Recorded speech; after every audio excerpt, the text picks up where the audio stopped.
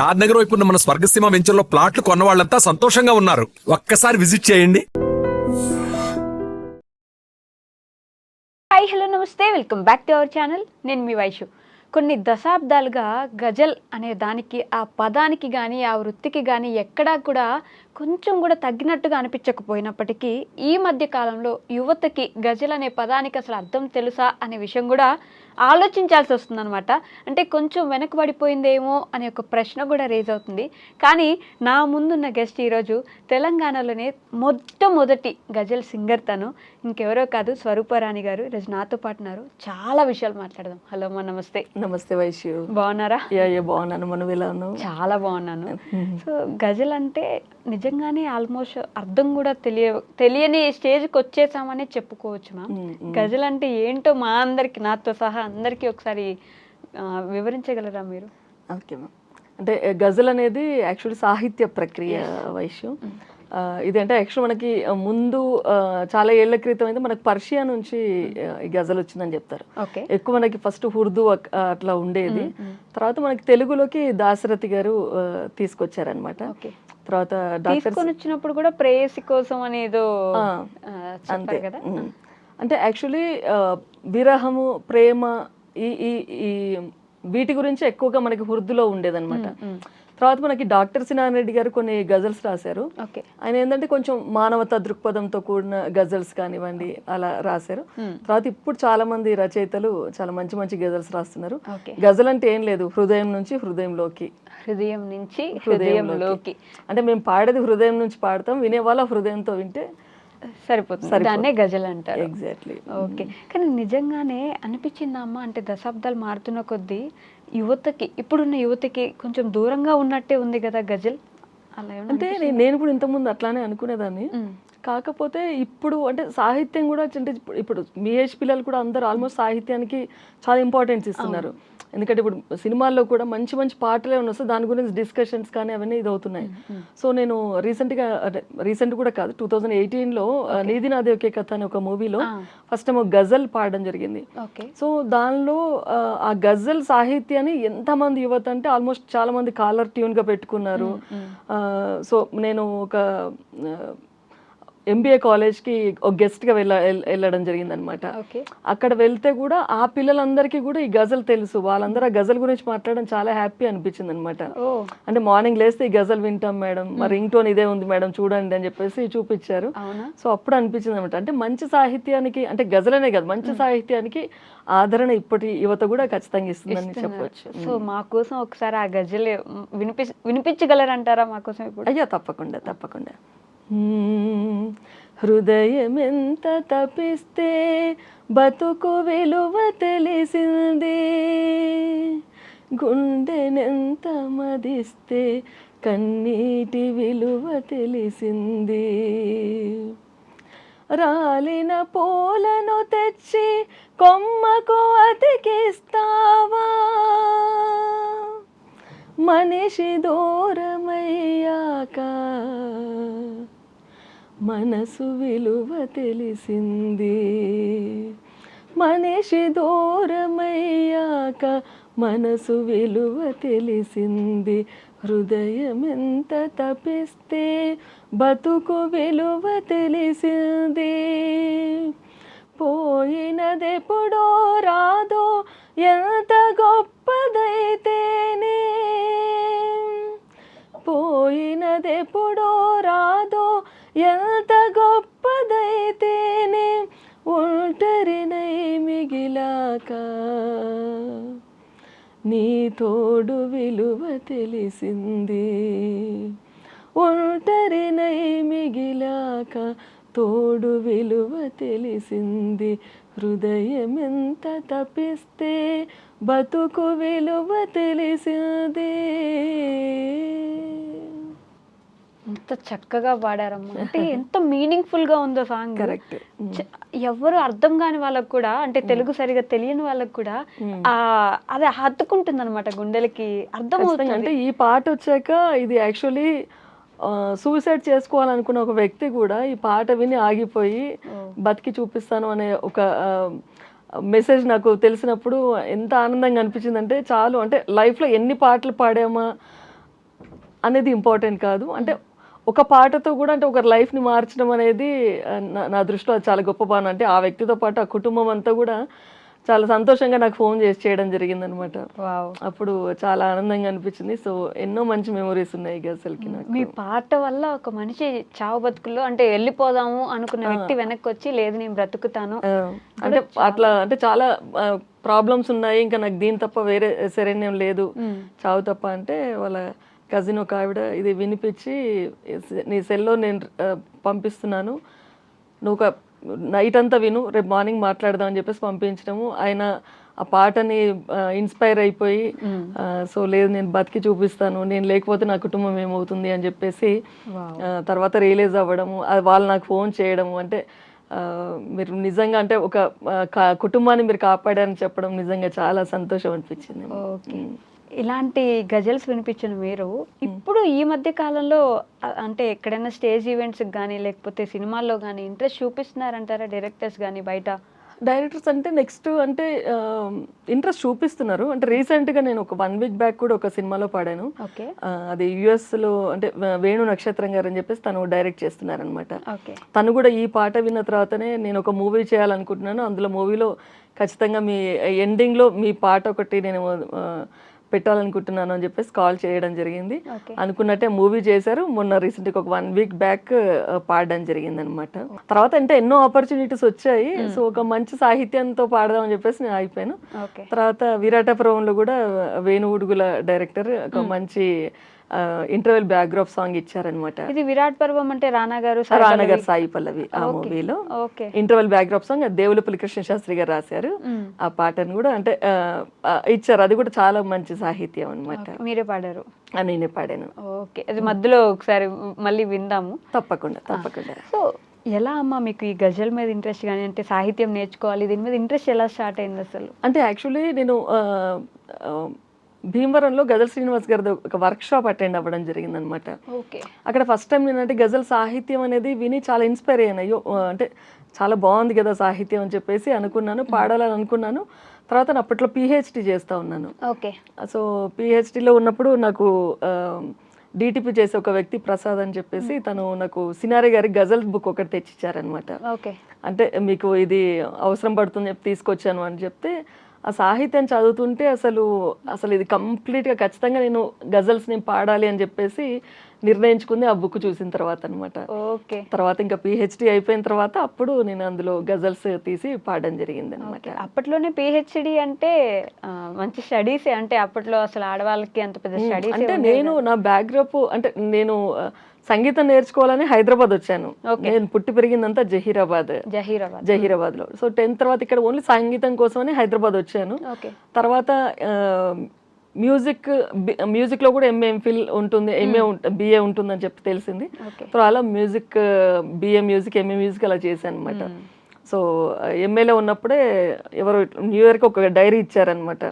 అందులో డాక్టర్ స్వరూప్ అని రాసుకున్నా నేను. అంటే ఖచ్చితంగా మ్యూజిక్ లో నేను పిహెచ్డి చేయాలి, డాక్టర్ తీసుకోవాలని చెప్పేసి ముందే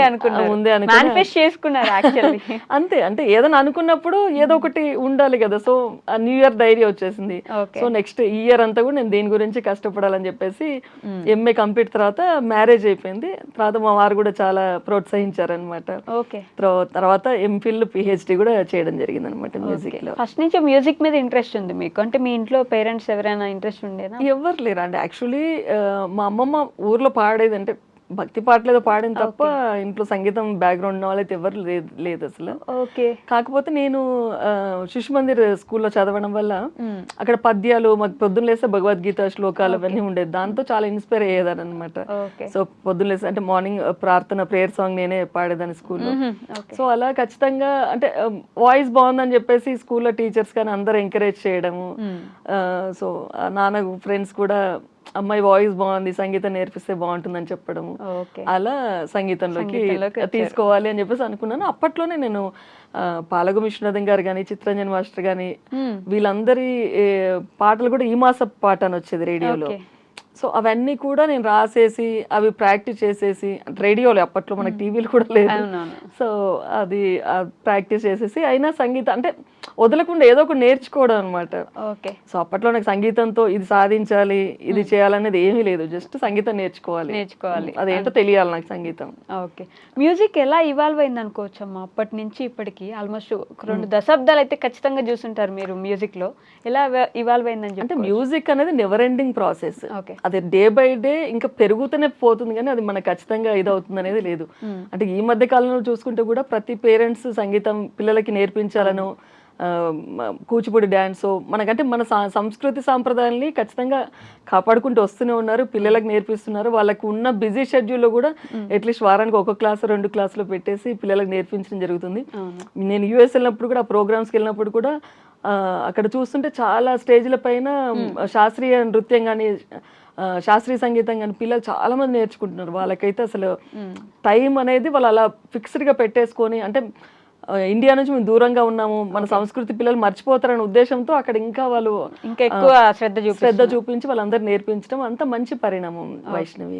కానీ సాహిత్యానికి విలువ ఏమైనా తగ్గుతుంది అనుకోవచ్చా మనం? ఏం లేదు, విలువేం తగ్గట్లేదు, సాహిత్యానికి పెరుగుతుందే తప్ప ఏం తగ్గట్లేదు. కాకపోతే కొన్ని ఇప్పుడు ఉన్న మూవీస్ లో తీసుకుంటే అంటే ఆ బ్యాక్గ్రౌండ్ మ్యూజిక్ అది తప్ప మనకి సాహిత్యానికి అది విలువ ఏం తగ్గదు అసలు ఖచ్చితంగా. సో మళ్ళీ ఖచ్చితంగా మంచి రోజులు వస్తాయి, ఎందుకంటే బయట తీసుకుంటే కూడా మంచి సాహిత్యం ఉన్న పాటలు బయటకు వస్తున్నాయి. ఇప్పుడు మీరు అంటే కె విశ్వనాథ్ గారి సినిమా సాంగ్సే ప్రతి చోట పిల్లలు కాంపిటీషన్ ఎందుకు పాడుతున్నారంటే అందులో మంచి సంగీతం ఉంది, మంచి సాహిత్యం ఉంది. సో స్టేజ్ షోలో ఇప్పుడు మామూలుగా ఈ పిచ్చి సాహిత్యాన్ని ఎవ్వరు ఎంకరేజ్ చేయట్లేదు. పిల్లలందరూ తీసుకుంటుంది కూడా మంచి సాహిత్యాన్ని తీసుకుంటున్నారు. సో దాని అంటే అది దృష్టిలో పెట్టుకుని అయినా కానీ మంచి అంటే సాహిత్యానికి మంచి రోజులు ఉన్నాయి. సిరివెన్నెల సీతారామ శాస్త్రి గారు లిరిక్స్ రాస్తే దాన్ని అర్థం చేసుకోవడానికి డిక్షనరీనో గూగుల్లో ఓపెన్ చేసి ఆ పదానికి మీనింగ్ ఏంటని వెతికే వాళ్ళు అప్పట్లో. ఖచ్చితంగా ఇప్పుడు అంత అవసరమే ఉండట్లేదు, రాసేదే చెత్త అయినప్పుడు ఎలాగైతే ఉందిలే అసలు దానికి అర్థం తెలుసుకొని ఏం చేస్తాం, అన్ని పిచ్చి పిచ్చిగానే రాస్తున్నారు కదా అనే స్టేజ్కి వచ్చేసారు. వెతుకుతున్నారు జనం యాక్చువల్లీ ఎక్కడైనా మంచి సంగీతం మంచి సాహిత్యం ఉన్న పాటలు దొరుకుతాయేమో అని. కాదమ్మా? అంటే కొన్ని పాటల్లో అలా ఉంది, అంటే ఆ సాహిత్యానికి తగ్గట్టు హోరు అంటే ఆ ఇన్స్ట్రుమెంట్స్ కవర్ చేయడం ఏదో జరిగింది. మంచి సాహిత్యం ఉన్నాయి మటుకే ఖచ్చితంగా బయటకు వస్తున్నాయి, ఎలివేట్ అవుతున్నాయి. సో సాహిత్యం అనేది ఎప్పుడు మనకి మనలోనే ఏకమే ఉంటుంది, నెవర్ ఎండింగ్ థింగ్ అంతే. ఓకే. మీకు గజల్ ఇన్స్పిరేషన్ ఎవరైనా ఉన్నారమ్మా? అంటే వాళ్ళని చూసి వాళ్ళు బాగా పాడేవాళ్ళు వాళ్ళు లేరు, ఇప్పుడు నేను అలా ఉన్నాను అని, లేకపోతే వాళ్ళు మార్గంలో నడుస్తున్నాను అంటే ఇన్స్పిరేషన్ అంటే నేనైతే శ్రీనివాస్ గారి గజల్స్ విన్నాను, ఆయన ఇన్స్పిరేషన్ గా తీసుకున్నాను, అంటే మంచి సాహిత్యాన్ని ఇలా పాడొచ్చు అనేది. సో అలా తీసుకున్నాను. ఇప్పుడైతే మంచి సాహిత్యం జనాలకి వెళ్ళాలి, ఎందుకంటే ఇంత మంచి మంచి సాహిత్యం అనేది మనుషుల్లో కూడా మార్పు తెస్తుంది. అందుకని ఇప్పుడు నేను జైల్స్ లో పాడుతున్నాను, మామూలుగా ఓల్డ్ ఏజ్ హోమ్స్ పాడుతున్నాను, ఆర్ఫన్స్ దీంట్లో పాడుతున్నాను. సో ఏంటంటే ఆ సాహిత్యంలో కొంచెమైనా అంటే మార్పు, అంటే వాళ్ళు ఆలోచిస్తారు. సో నేను జైలుకి వెళ్ళి పాడుతున్నప్పుడు కూడా కొంతమంది విని ఏడ్చి అసలు మేము చాలా తప్పు చేసాము, సో రియలైజ్ అయ్యేవాళ్ళు. సో మళ్ళీ అంటే మాకు మళ్ళీ అవకాశం ఉంటే ఇట్లాంటి తప్పులు చేయమమ్మా అని చెప్పేసి వాళ్ళు చాలా మట్టుకు చెప్పారు. సో అంటే ఒక మాటగా చెప్పడం, ఓ పాటగా చెప్తే అది ఇన్ఫాక్ట్ ఎక్కువ ఉంటుంది. అవును, ఇంపాక్ట్ ఎక్కువ ఉంటుంది ఖచ్చితంగా, ఎందుకంటే వాళ్ళకి కౌన్సిలింగ్ ఉంటుంది జైల్స్ లో. కాకపోతే వాళ్ళకి ఓ మాటగా చెప్తారు, ఆ మాట పాట రెండు కలిసింది గజల్ అన్నమాట. సో అది చెప్పేసరికి వాళ్ళు కంప్లీట్ గా ఖచ్చితంగా అవును కదా, ఇప్పుడు ఇదే మీ హృదయం ఎంత తప్పిస్తేనే వాళ్ళు ఎంత ఏడ్చారు చాలా మంది ఖైదీలు, అసలు ఏడ్చి కరెక్ట్ మేము తప్పు చేసాము బయటికి వెళ్తే ఇట్లని. అదే చెప్పాను, అంటే ఇది మీకు శిక్ష అనుకున్నారంటే నేను మహిళా జైలుకి వెళ్ళినప్పుడు వాళ్ళతో చెప్పినప్పుడు ఇది అంటే మీకు శిక్ష అనుకుంటున్నారు, మీ ఇంటి వాళ్ళందరికీ శిక్ష అనుభవిస్తున్నారు. ఇప్పుడు మీరు ఇక్కడ ఉంటే అక్కడ పిల్లలు ఎవరు తింటారు, అమ్మలాగా ఎవరు చూసుకుంటారు, హస్బెండ్ అనేవారు ఎప్పుడైనా మామూలుగా ఇంటికి వచ్చేసి తినేసి వండి పెడితే తినేసి వెళ్ళిపోదాం అనే దీంట్లో ఉంటారు తప్ప వాళ్ళ పిల్లలను చూడడం అనేది వాళ్ళకి చేతన అవ్వదు. సో ఇప్పుడు మీరు ఇక్కడ జైల్లో ఉండడం వల్ల మీ కుటుంబం అంతటికి శిక్ష అంటే వాళ్ళు నిజంగా చాలా బాధపడ్డారు. ఆ గజల్స్ లో కూడా విని వాళ్ళు చాలా ఇన్స్పైర్ అయ్యి ఏడ్చిన సందర్భాలు చాలా ఉన్నాయి. మహిళలు జైల్లో ఉన్నారు, చాలా మంది ఉన్నారు. మీరు వెళ్ళే వెళ్ళేదాన్ని, పిలిచే వాళ్ళ మిమ్మల్ని అప్పుడప్పుడు ఇట్లా గజల్స్ పాడాను, మోటివేషన్ గజల్ జువైనల్ హోమ్స్ లో కూడా పాడాను. జువైనల్ హోమ్స్ లో కూడా చిన్న చిన్న పిల్లలందరూ కూడా పాపం వాళ్ళు చాలా అంటే వాళ్ళకి నిజంగా చెప్పాలంటే అదేంటో తప్పు అనేది కూడా వాళ్ళకు తెలియని స్టేజ్లో ఉన్నారు అక్కడ. పాపం వాళ్ళందరూ కూడా చాలా, అంటే ఒక పాపకైతే నువ్వు ఏం కావాలనుకుంటావు అంటే ఆ రోజు ఒక సైనికుడి పైన ఒక పాట పాడాను అనమాట. పాడిన తర్వాత ఆ అమ్మాయి వచ్చేసి నేను ఆర్మీలో జాయిన్ అవ్వాలనుకుంటున్నాను మేడం అని చెప్పింది అనమాట. చాలా సంతోషం అనిపించింది. అంటే వాళ్ళు చిన్న పిల్లలు, వాళ్ళకి ఏంటంటే ఎలా విత్తులు ఎలా వేస్తే వాళ్ళ చెట్టు అలా ఎదుగుతుంది అంతే. సో వాళ్ళకి మంచి మాటలు మంచి ఇదితో ఉంటే వాళ్ళంతా మైండ్ కూడా వాళ్ళకి ప్రశాంతంగా ఉంటుంది, వాళ్ళు చేయాలనుకున్నది చేస్తారు అసలు. సో అలా. కానీ మనం పాడేయడం వేరు, మన పాటతో ఒకరిని ఇన్స్పైర్ చేసి వాళ్ళ లైఫ్ చేంజ్ చేయాలని అనుకోవడం వేరు. అసలు ఆలోచన ఎందుకు వచ్చింది మ్యామ్? అంటే మన పాట ఒకరిని కదిలించాలి, ఒకరు మోటివేషన్ తీసుకురావాలి అనే ఆలోచన ఎలా వచ్చింది మీకు? యాక్చువల్లీ నేను ఓబుల్ రెడ్డి అని ఒక స్కూల్లో వర్క్ చేశాను కొన్ని రోజులు మ్యూజిక్ టీచర్గా. ఓకే. చేసినప్పుడు ఒక గజలు, అమ్మ ఒకవైపు దేవతలంతా ఒకవైపు సరితూచమంటే నేను సరితూచమంటే నేను ఒరిగేను అమ్మ వైపు అమ్మ ఒకవైపు. ఇది డాక్టర్ సి నారాయణ రెడ్డి గారు రచించారనమాట. ఓకే. సో ఈ గజల్ పాడగానే స్కూల్లో ఆయమ్మలు ఉంటారు కదా, వాళ్ళు చాలా మంది ఏడుస్తూ వచ్చేసేసి అమ్మ ఈరోజు మా అమ్మ గుర్తొచ్చిందమ్మా, ఇంకొకరు టీచర్ వచ్చేసి మా అమ్మకి ఇప్పుడే కాల్ చేశాను స్వరూప అని చెప్పడం. సో అవన్నీ అనిపించింది, అంటే జనాల్లోకి ఈజీగా వెళ్తుంది, వాళ్ళు ఆలోచిస్తున్నారు అని అర్థమైంది అనమాట. అప్పుడు అనుకున్నాను అంటే అట్లీస్ట్ ఇవి బయటకు తీసుకెళ్తే చాలా మంది మామూలుగా మారుతారు, వింటారు అనేది. అంటే రెస్పెక్ట్ లేని కూడా ఈ పాట విని కొంచెం రెస్పెక్ట్ వచ్చింది. అంతే అంతే. ఇది ఖతార్ లో కూడా పాడినప్పుడు ఈ గజల్ని వాళ్ళు కూడా చాలా మంది, ఇది ఒకటి నాన్న గురించి ఒక గజల్, వాళ్ళు వెంటనే వాళ్ళు ఇండియాకి ఫోన్ చేసి వాళ్ళ పేరెంట్స్ తో మాట్లాడడం. ఖతార్ అంటేనే ఇంకా బయట ఉంటారు కాబట్టి ఇంకా ఎక్కువ మిస్ అవుతారు అసలు. వెంటనే కచేరీ కాగానే వాళ్ళు ఇమీడియట్ ఇప్పుడే మాట్లాడాను అని చెప్పడము, వాళ్ళ అంటే చాలా సంతోషం అనిపించింది. అంటే జస్ట్ ఆలోచిస్తారు గజల్ అనేది. తెలుగు ఇప్పుడు ఈ రోజుల్లో నేను ఇందాక నుంచి ఈ పాయింట్ ఎందుకు ఒత్తి పలుకుతున్నానంటే జనాలకు అర్థం కావాలి, మన భాష మృత భాషలో చేరిపో, తెలుగు మాతృభాషని మృత భాషల్లో చేర్చే స్టేజ్లో ఉంటే అంటే ఇంగ్లీషే మాట్లాడాలి, ఇంగ్లీషే కావాలి అని చెప్పేసి మీలాంటి వాళ్ళు చాలా తక్కువ ఉన్నారు ఇది ప్రమోట్ చేయడానికి అని నా ఫీలింగ్. అంటే లేదు తెలుగు అనేది చాలా గొప్ప లాంగ్వేజ్, మన దాంట్లో మంచి సాహిత్యం ఉంది అని చెప్పే వాళ్ళు కూడా తక్కువైపోయారు అని నా ఉద్దేశం. ఏమంటారు మీరు దాని గురించి? అంటే నిజం చెప్పాలంటే ఇప్పుడు మీరు తమిళనాడులో వెళ్ళండి, వాళ్ళు ఎందుకంటే మాతృభాషలోనే మాట్లాడతారు. సో నా ఉద్దేశం ప్రకారం మాతృభాష అనేది ఖచ్చితంగా వచ్చి ఉండాలి ప్రతి పిల్లలకు కూడా. వాళ్ళకి ఏంటంటే ఇప్పుడు ఇంట్లో కూడా ఇంగ్లీష్ మాట్లాడుతున్నారు, స్కూల్లో ఇంగ్లీష్ మాట్లాడుతున్నారు, ఫ్రెండ్స్ ఇంగ్లీష్. సో అనేసరికి వాళ్ళకి ఆ తెలుగు అనేది మాట్లాడుతుంటే వీళ్ళు ఏం మాట్లాడుతున్నారు, తెలుగు మాట్లాడుతుంటే ఏం మాట్లాడుతున్నారా అని ఆలోచిస్తున్నారు. సో నేను సంగీతం చెప్పేప్పుడు పిల్లలకు తెలుగు మాట్లాడమని చెప్తున్నాను ఖచ్చితంగా. వాళ్ళు ఇంగ్లీష్లో ఏమైనా అడిగినా కానీ ఫస్ట్ అది తెలుగులో చెప్పు, నేను అప్పుడు ఆన్సర్ చెప్తుంటానని చెప్తుంటాను అనమాట. సో వాళ్ళు ప్రయత్నిస్తారు, మ్యామ్ ఇప్పుడు నేను ఇంటికి వెళ్ళిపోవచ్చా అని అలా అంటుంటాను అనమాట. Can I go ma'am, can I go ma'am అని అంటారు. నువ్వు అది తెలుగులో అడుగు, అప్పుడు నేను ఆలోచిస్తాను అని చెప్తుంటాను. సో మన పిల్లలకి ఏంటంటే ఇంటి నుంచి అంటే మాతృభాష అంటే స్కూల్లో అనేది మనకి ఇంగ్లీష్ తప్పదు అన్నప్పుడు కనీసం ఇంట్లో అయినా ఇప్పుడు అమ్మమ్మలు నానమ్మలతో మాట్లాడాలంటే కూడా పాపం వాళ్ళకి ఇంగ్లీష్ తెలియక వాళ్ళు కూడా ఇబ్బంది పడిపోతున్నారు.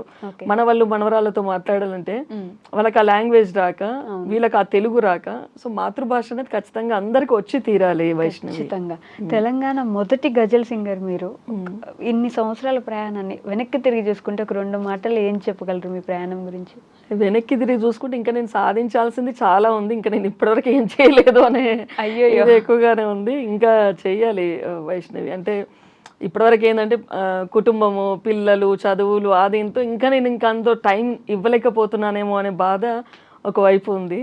సో ఖచ్చితంగా నేను ఇక మీదట కొంచెం ఇంకా జనాల్లోకి వెళ్ళాలి, ఇంకెక్కువ మంచి మంచి ప్రోగ్రామ్స్ చేయాలి అనేది అనిపిస్తుంది. ఖచ్చితంగా చేస్తే ఎందుకంటే ఇప్పుడు మన సీఎం గారు చెప్పారు డ్రగ్స్ పైన కొంచెం మంచి పాటలు రానివ్వండి అట్లా అని చెప్పేసి. ఇప్పుడు నెక్స్ట్ ఆలోచన అది ఉందన్నమాట, డ్రగ్స్ గురించి ఒక మంచి పాట రాయించేసి చేద్దామని చెప్పేసి. కోవిడ్ టైంలో కూడా నేను అంటే పోలీసుల గురించి ఒక పాట రాసి చేశాను అనమాట, జిహెచ్ఎంసీ వాళ్ళ గురించి ఒక పాట. ఎందుకంటే ఇది ఎవ్వరు ఆలోచించారు, అంటే ఇలా చేయాలి పాటలని. ఇవన్నీ కూడా నా సొంత డబ్బులు, నేను అందులో జమ చేసుకొని ఉన్న డబ్బులతోనే నేను చేశాను. దీనికి స్పాన్సర్స్ కూడా ఎవరు లేరు, నేనే చేసేసి. ఎందుకంటే మన సొసైటీకి ఏదో ఇవ్వాలి. సో ఇది ఎంతసేపు నాది ఆలోచిస్తే అది మంచిది కాదు. సో మనం సొసైటీకి ఏం చేయగలమని ఆలోచించినప్పుడు అప్పటి పోలీస్ డిపార్ట్మెంట్ నా కల్లో పడింది. అంటే వీళ్ళు పాపం ఇంత పగలు రాత్రి అని లేకుండా కష్టపడి ఇది చేస్తున్నారు. జిహెచ్ఎంసీ వాళ్ళు చేస్తూ ఉన్నారు. సో వాళ్ళకి కూడా రాసిచ్చాను. ఇప్పుడు డ్రగ్స్ పైన చేయాలనుకుంటున్నాను. మోస్ట్లీ ఒక 1 month లో అది కూడా చేస్తాను ఖచ్చితంగా.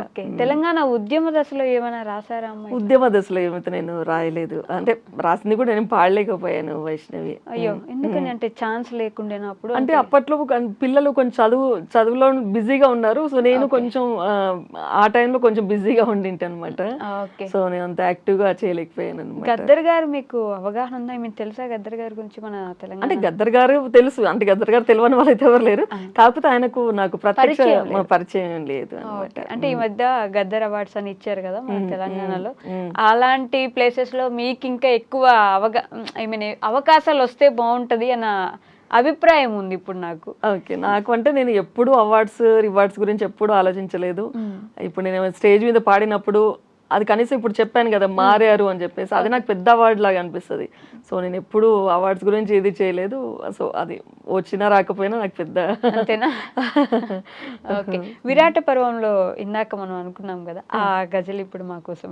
దారులన్నీయు మూసే దశ దిశలు ముంచెత్తే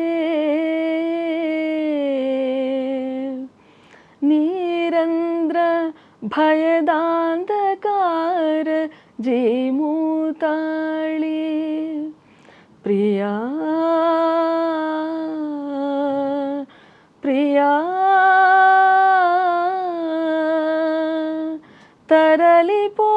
తరలిపోయితివేమో ఆ అగమ్య తమస్విని గర్భగుహరానా తమస్విని గర్భ కుహరానా. వావ్, చాలా చాలా చక్కగా ఉందమ్మా. అంటే మీనింగ్ఫుల్ గా ఉండే సాంగ్స్ వినాలంటే అదృష్టం ఉండాలి నిజంగా. ఈ రోజు నాకు దొరుకుతుంది అదృష్టం. మ్యూజిక్ కూడా అవసరం లేదు కదా, బ్యాక్గ్రౌండ్ లోకి మ్యూజిక్ అవసరం లేదు మీకు, ఇట్లా పాడేయచ్చు. జనరల్ గా శృతి బాక్స్ పెట్టుకొని నేను హ్యాపీగా పాడేసుకుంటూ ఉంటాను అనమాట. అంటే ఇప్పుడు కచేరీలు ఏంటంటే మనకి ఇన్స్ట్రుమెంట్స్ ఏంటంటే ఒక అలంకారం. సో అందుకనే చాలా లిమిటెడ్ గా తబలా కీబోర్డ్ పెట్టేసేసి జస్ట్ నాకు అంటే వాయిద్య సహకారంగా తాళానికి లయకి అనుగుణంగా నేను తీసుకుంటాను. కానీ జనరల్ గా అయితే హ్యాపీగా శృతి బాక్స్ పెట్టుకొని పాడితే లోకమే వేరు. అంతే, ఇంకా దాంట్లో మునిగిపోవచ్చు అంతే. సో ఒక గజల్ సింగర్ గా ఓన్లీ దీంట్లోనే ఇంట్రెస్ట్ ఉండిందామా, లేకపోతే కవిత్వాలు రాయడం కానీ దాని మీద ఏమైనా ఫస్ట్ నుంచి ఇంట్రెస్ట్ ఉండిందా? కవిత్వం రాయడం అయితే నేను ఎప్పటివరకు అనుకోలేదు వైష్ణవి. అంటే చాలా మంది అడిగారు గజల్స్ మీరే రాసుకోవచ్చు కదా అని. సో దానికి ఇంకా కొంచెం టైం ఉంది. ఎందుకంటే నేను ఇప్పుడైతే పాడదామని అనుకున్నాను కాబట్టి పాడుతూ ఉన్నాను. కొంచెం అన్ని రెస్పాన్సిబిలిటీస్ కంప్లీట్ అయిపోయినాక ప్రశాంతంగా మైండ్ లో ఉంటుంది కాబట్టి అప్పుడు కూర్చొని రాద్దాం అని చెప్పేసి అనుకున్నాను. ఇంకా చాలా రెస్పాన్సిబిలిటీస్ ఉన్నాయా మీకు? అంటే ఇంకా పిల్లలు ఉంటారు కదా, వాళ్ళ చదువులు, ఇల్లు కానీ, ఇప్పుడు క్లాసెస్, ఇప్పుడు నాకు ఇన్స్టిట్యూట్ ఉంది శృతిలయ మ్యూజిక్ అకాడమీ అని.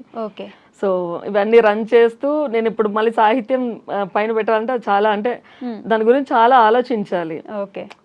సో అందుకని కొంచెం టైం తీసుకొని ఖచ్చితంగా చేస్తాను, ఎప్పుడు ఒకసారి టైం తీసుకుంటాను అనమాట. బిగినింగ్ ఆఫ్ యువర్ కెరియర్ లో ఎవరు మీకు బాగా సపోర్ట్ చేసింది? నువ్వు చేయగలవు, ఇట్స్ ఓకే, పాడగలవు, అందరికి ఒక టైం వస్తుంది, ఇలా ఎవరు సపోర్ట్ చేశారు మీకు? అంటే మా పేరెంట్స్ కానీ మా బ్రదర్ సిస్టర్స్ వీళ్ళు బాగా సపోర్ట్ చేశారు. అలా అని కాకుండా స్కూల్లో టీచర్స్ కూడా, ఎందుకంటే చిన్నప్పటి నుంచి వాళ్ళు, ఎందుకంటే ఏ ప్రోగ్రామ్స్ ఉన్న ఊర్లో కూడా ఏంటంటే ఏ సభలు సమావేశాలు అయినా ఫస్ట్ నా ప్రేయర్ సాంగ్ పెట్టేవాళ్ళు అనమాట.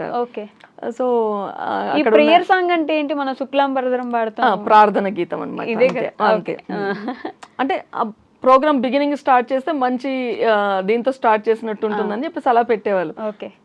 సో నేను పాడడం స్టార్ట్ చేసి కదా ఒక ఆనవాయితీగా పెట్టేశారనమాట. ఏ ప్రోగ్రామ్ అయినా నన్ను తీసుకెళ్ళడము మ్యాండేటరీ అయిపోయింది.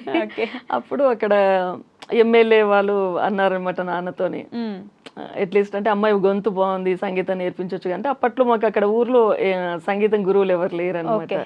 సో అప్పుడు నాన్న అన్నారు, 10th మంచి చదివితే ఇంటర్కి నీకు సంగీతం హైదరాబాద్ లో జాయిన్ చేస్తాను అని. ఒక్క మాటతో సో 10th మంచి కంప్లీట్ చేసి ఇంటర్ ఇక్కడే మన రెడ్డి కాలేజ్ జాయిన్ అయిపోయిన తర్వాత త్యాగరాజ్ మ్యూజిక్ కాలేజ్లో ఫస్ట్ జేడి చక్రవర్తి వాళ్ళ మదర్ కోవిల శాంత గారు అని ఆవిడతో బిగిన్ చేశాను. ఇప్పుడు ప్రజెంట్ కూడా ఇంకా శేషేష్ శాస్త్రి గారు అని తన దగ్గర ఇంకా నేను నేర్చుకుంటూనే ఉన్నాను అనమాట. సంగీతం నెవర్ ఎండింగ్ మనకి, అంటే ఎప్పుడు ఉన్నా మనకి గురువులు ఉంటారు, వాళ్ళతో నేర్చుకోవాల్సింది చాలా ఉంటుంది. నేర్చుకుంటూ ఉండడమే బెటర్. అంతే అంతే అంతే. అదే ఏదో సామెత ఒక కొటేషన్ ఉంటుంది కదా, మనకు తెలిసింది కొండంత. Correct correct. ఇంకా అంతే, అంత ఓషన్ లో కూడా ఇంకొక చుక్క నేను వచ్చిందా లేదా అనేది కూడా నాకు ఇంకా డౌట్ గా ఉంటుంది అనమాట. అయ్యయ్యో, ఎంత ఎలా అమ్మా, అంటే మనం ఇంత బాగా పాడుతున్నా, ఇంత మంచి కెరియర్ లో ఉన్నా కూడా ఇంకా అంత తక్కువ చేసి చెప్పుకోవడం అనేది. అంటే ఇప్పుడు ఇంకా మనకంటే పై స్థాయి ఉన్న వాళ్ళని చూసినప్పుడు అప్పుడు మనం ఇక్కడ రీచ్ అవుతాము, అది ఎలా పాడగలము అనేది ఎప్పుడు ఉండిపోతుంది అనమాట. ఇప్పుడు శంకర్ మహాదేవన్ తీసుకొని ఇప్పుడు వాళ్ళని చూసినప్పుడు అయ్యో ఈ గమకలు ఏంటి, వీళ్ళు ఇంత ఈజీగా పాడగలుగుతున్నారు అంటే ఎంత సాధన. ఒక కాన్సర్ట్ లో నేను చూసాను బాలమురళి గారిని. అంటే సంగీతంలో అతి మంద్రస్థాయి, మంద్రస్థాయి, మధ్యస్థాయి, తారస్థాయి, అతి తారస్థాయి అని ఒక 5 స్థాయిలు ఉంటాయి. ఆయన కచేరీలో అతి మంద్ర స్థాయి పాడితే అక్కడ పక్కన వయలినిస్ట్ కూడా పక్కన పెట్టేసి దండం పెట్టేసి కూర్చున్నాడు అనమాట. అంటే అది ఎంత సాధన చేస్తే అక్కడికి, అంటే అంత, అంటే జస్ట్ ఆయన సా అని పలికినా అందరు ఏం పాడారంట, సానే పలికిందని ఇంకేం పాడలేదు అయినా సరే, అంటే ఆ గొంతుల ఆ మాధుర్యం అనేది అంత ప్రాక్టీస్ అనమాట. సో అది ఎంత తపస్సు చేస్తే మనకు అది, అంటే ఎన్ని జన్మల సాధనో అదే అని అనిపిస్తుంటుంది అనమాట. సో మీరు ఒక గజల్ సింగర్స్ని చూస్తూ ఉంటే గొప్ప గొప్ప సింగర్లు, చాలా బాగా తెలిసిన సింగర్లు, ఒక్కొక్కరు ఇట్లా మనకు తెలిసిన రచయితలు కానీ సింగర్స్ కానీ, ఫర్ ఎగ్జాంపుల్ బాలసుబ్రహ్మణ్యం గారు, లేకపోతే సిరివెన్నెల సీతారామ శాస్త్రి గారు, ఇట్లా ఒక్కొక్కరు దూరం అయిపోతుంటే ఏమనిపిస్తుందమ్మా? అంటే చాలా బాధగా ఉంది. ఇంకొకటి ఏంటంటే వాళ్ళు భూమి మీదకి ఏదో ఒకటి చెయ్యాలని వచ్చారు, చేసి వెళ్ళిపోయారు అని అనిపిస్తుంటుంది. అంటే అది ఎప్పటికీ శాశ్వతంగా ఉండిపోతుంది. ఇప్పుడు బాలమురళి గారు, బాలసుబ్రహ్మణ్యం గారు కానీ, బాలమురళి గారు, కృష్ణ గారు కానీ, ఇవన్నీ వాయిస్లు మనకి లైఫ్ లాంగ్ ఎన్ని తరాలు వచ్చినా ఈ వాయిస్ని వింటూనే ఉంటారు. సిరివెన్నెల గారి సాహిత్యాన్ని ఎన్ని జనరేషన్స్ వచ్చినా, ఎన్ని 100 ఏళ్ళైనా ఆ సాహిత్యాన్ని పాడుతూనే ఉంటారు. సో వాళ్ళు ఈ భూమి మీదకి ఇది చేయాలని వచ్చారు, చేశారు, వెళ్ళిపోయారు. అవి బ్రతికే ఉంటాయి, వాళ్ళ పని బ్రతికే ఉంటాయి. అంతే. కళాకారులు వీళ్ళని వాళ్ళని ఎప్పుడు బతికే ఉంటారు. అంటే మనిషికి చావు ఉందేమో తప్ప వాళ్ళ సాహిత్యాన్ని తీసుకొని వాళ్ళ గొంతులకి అసలు అది చావే లేదు అసలు. ఇప్పుడు ప్లస్ ఇంకొక వాళ్ళది ఏంటంటే ఆ తరతరాలు వాళ్ళు అలా పాడుతూ ఉంటారు, అది కంటిన్యూ అవుతూనే ఉంటుంది. అది ఎక్కడ ఆగిపోయారు కదా, ఆగిపోతుంది. ఎక్కడైనా మనం వెళ్ళినప్పుడు పాటినగానే ఆయన ఒకసారి స్మరించుకుంటారు ఖచ్చితంగా. ఇప్పుడు బాలుగారిదైనా పాట వస్తే కళ్ళు మూసుకుంటే బాలుగారు గుర్తొస్తూ ఉంటారు. బాలమురళి గారిది అయినా ఊహించుకుంటే బాలమురళి గారి, మొన్న అంటే చిత్రంజన్ మాస్టర్. సో ఇప్పుడు ఎవరైనా లలిత సంగీతం పాడుతూ ఉంటే ఆయన గుర్తొస్తూ ఉంటారు. సో మనకి ఎప్పుడు కూడా అదే కళాకారులకు మరణం అనేది ఏమి లేదు అసలు. నన్ను అడిగితే నిజం. ఎవరైనా చెప్పారమ్మా మీకు చిత్రమ్మ గారి ఫేస్ కట్ ఉంటుంది కొంచెం ఇలా సైడ్ నుంచి చూస్తే అని? అవును, చాలా మంది లిటరల్లీ ఆల్మోస్ట్ అలానే కనిపిస్తున్నారు, శారీ గానీ జుట్టు గానీ ఫేస్ కట్ సైడ్ నుంచి చాలా మంది. అంటే ఒక ప్రోగ్రామ్ లో చిత్ర గారి పాటను పాడాను. పాడినప్పుడు తనతో అంటే ఒక బొకే షీల్డ్ ఏదో ఇచ్చారనమాట చిత్రమ్మ. సో ఆ షీల్డ్, ఆ ఫోటో అనేది నేను సోషల్ మీడియాలో అంటే ఫేస్బుక్ లో పెడితే చాలా మంది ఇద్దరు ట్విన్స్ అంటే ఆల్మోస్ట్ ఒక 100 కామెంట్స్ ఉంటే అందులో 90 కామెంట్స్ మీ ఇద్దరు సిమిలర్ పోలికలు, ఇద్దరు ట్విన్స్ లానే ఉన్నారు అని చెప్పేసి ఎక్కువ కనిపించాయి అనమాట. నాకు చిత్రమ్మ అంటే చాలా ఇష్టం అసలు. ఆవిడతో కలిసి పాట పాడారా మీరు? ఆవిడతో కలిసి పాడలేదు, ఆవిడ పాట పాడాను. ఆవిడ పాట పాడాను మా ముందు కూడా ఒకసారి. అది పాడలేను పల్లవైన భాష రాని దానను, ఆ పాట స్టేజ్ పైన ఇది పాడాను అనమాట. అప్పుడు ఆవిడకి స్వర్ణ కంకణం ఇచ్చారనమాట సంగమం కల్చరల్ సొసైటీ వాళ్ళు.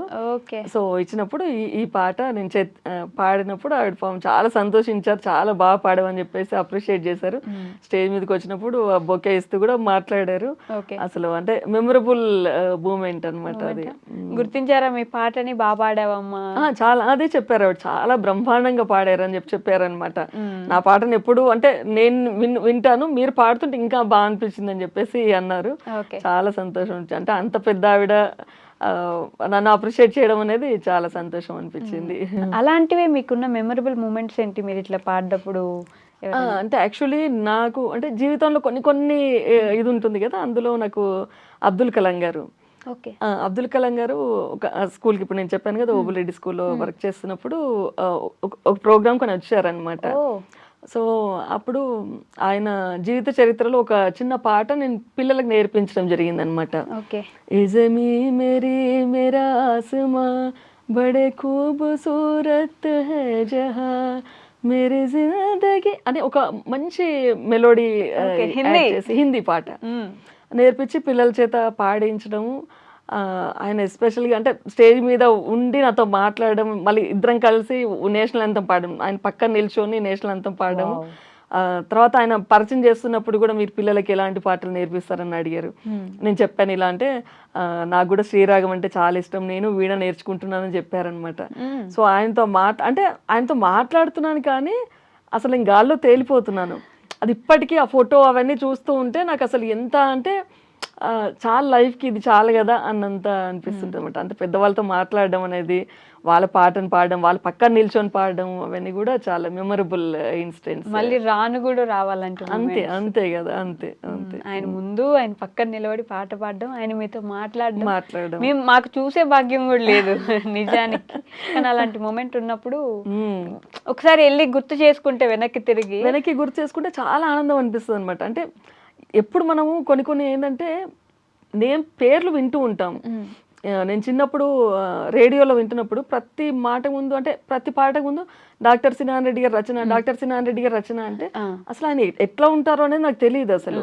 బాలసుబ్రహ్మణ్యం గారు, డాక్టర్ సినాన్ రెడ్డి గారి రచన, ఇవన్నీ. సో నేను హైదరాబాద్ వచ్చాక, నేను ఇంటర్ జాయిన్ అయినప్పుడు 2-3 ప్రోగ్రామ్ ప్రార్థన గీతం అంటే అని అడిగారు. సో తెలుగు యూనివర్సిటీలో BA జాయిన్ అయ్యాక ప్రతి ప్రోగ్రామ్కి నేను మళ్ళీ ప్రేయర్ సాంగ్ పాడేదాన్ని. ప్రతి program guest doctor Sinan Reddy గారు అనమాట. బాబా, అది నాకు ఎంత అనిపించిందంటే అసలు అప్పటి వరకు ఆయన పేరు వినడమే తప్ప మనిషిని అసలు చూడగలము అనుకునేది. సో ప్రతి ప్రోగ్రామ్కి నేను ఆయన కలవడము అనేది చాలా ఆనందంగా అనిపించింది. తర్వాత నేను గజల్ తీసుకున్నప్పుడు కూడా సినారే గారితోనే ఫస్ట్ నేను ప్రోగ్రామ్ స్టార్ట్ చేద్దాం అనేది అనుకున్నాను. అప్పటికి కొంచెం ఆయన హెల్త్ బాగాలేదు సినారే గారికి.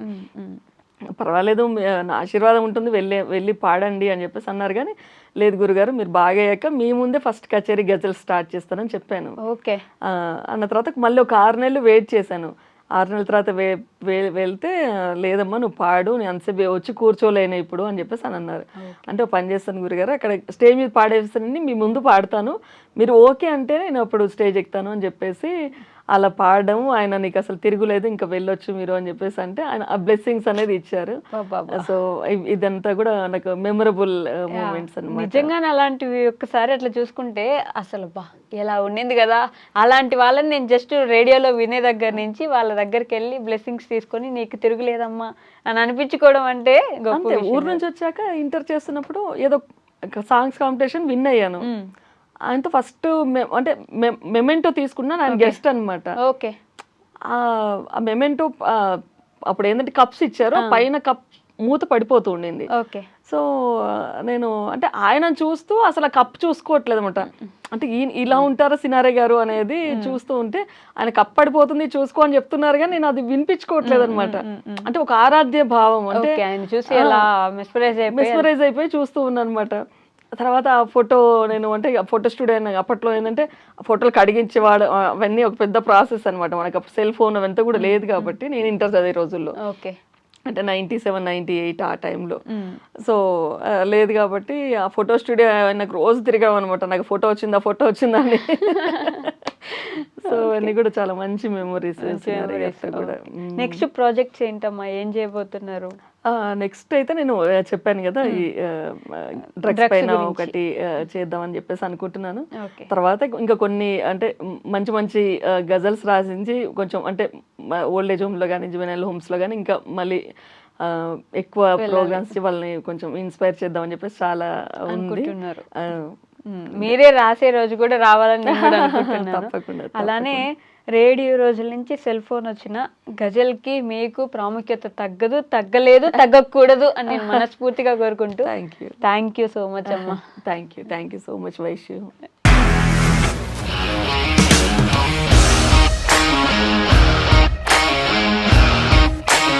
ఇండస్ట్రీలో కమిట్మెంట్ ఇష్యూస్ వస్తే నీకు కూడా వచ్చినట్టు? మార్నింగ్ తీసుకెళ్ళాలంటే కొట్టి పడేస్తాడు.